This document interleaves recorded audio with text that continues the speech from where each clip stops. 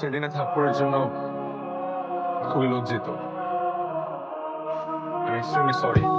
এসে তোমার কাজিনদের সাথে কথা বলেছি, তোমার সম্পর্কে জেনেছি, তোমার আপব্রিঙ্গিং কিভাবে হয়েছে, তোমাকে ছোটবেলা থেকে কিভাবে বড় করা হয়েছে, সব জেনেছি। ইনফ্যাক্ট আমি তোমার বেস্ট ফ্রেন্ড মিতার সাথেও কথা বলেছি।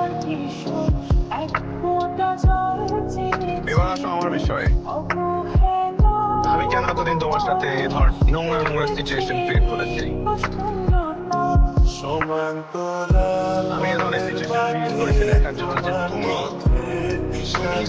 সেম সিচুয়েশনে পড়লে কিভাবে রিয়াক্ট করো। বৃষ্টি, আমার একজন ফ্রেন্ড আছে, he is a very good psychiatrist. আমি ওর সাথে তোমার বিষয়ে কথা বলেছি এবং কথা বলে জানতে পেরেছি you have a disorder which is known as conduct disorder. অবশ্য এই ধরনের সিচুয়েশন বেশিরভাগই হয় হচ্ছে আমাদের গার্জিয়ানদের কারণে, আমাদের প্যারেন্টস, আমাদের বাবা মা। এই ধরনের সিচুয়েশন অতি শাসন অথবা অতি আদরের কারণে হয় এবং তোমারটা ক্রিয়েট হয়েছে অতি আদরে। আমি যতদূর জেনেছি ছোটবেলা থেকে তুমি এমন কিছু তুমি চাওনি যেটা তুমি সে পাওনি।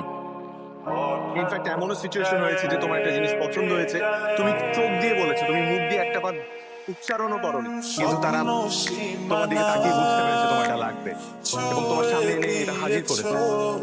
ছোটবেলা থেকে কখনো তাদের মুখ থেকে তুমি একটা বারের জন্য না এবং আদর প্রতিটাই আমাদের প্রয়োজন, কিন্তু আমাদের বাবা মার জানা উচিত যে পরিণতি কতটুকু হও। এবার আসো হাজবেন্ড ওয়াইফের বিষয়। একটা সংসার সুন্দর করে নিয়ে যেতে হলে প্রয়োজন দুটো জিনিস, ভালোবাসা এবং সম্মান, লাভ এন্ড রেসপেক্ট। এই দুটো যদি একটা সম্পর্কে না থাকে তাহলে সেই সম্পর্ক বেশি দূর যায় না। অধিকার চাপিয়ে অথবা দাপট খাটিয়ে অথবা ডমিনেট করে কোনো কিছু আদায় করা যায় না। আদায় করতে হয় ভালোবাসা দিয়ে, সম্মান দিয়ে,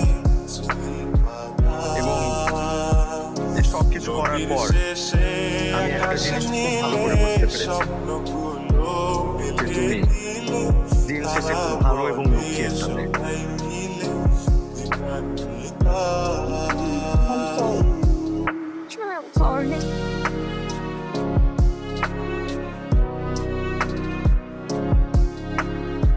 আমি তোমাকে অনেক ভালোবাসি।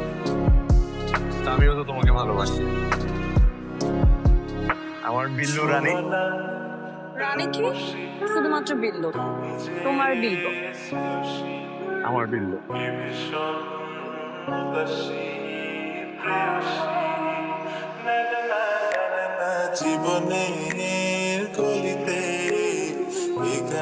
কাছে আসলে আমার বাসরাতের মতো ধাক্কা দিয়ে দিবা না তো?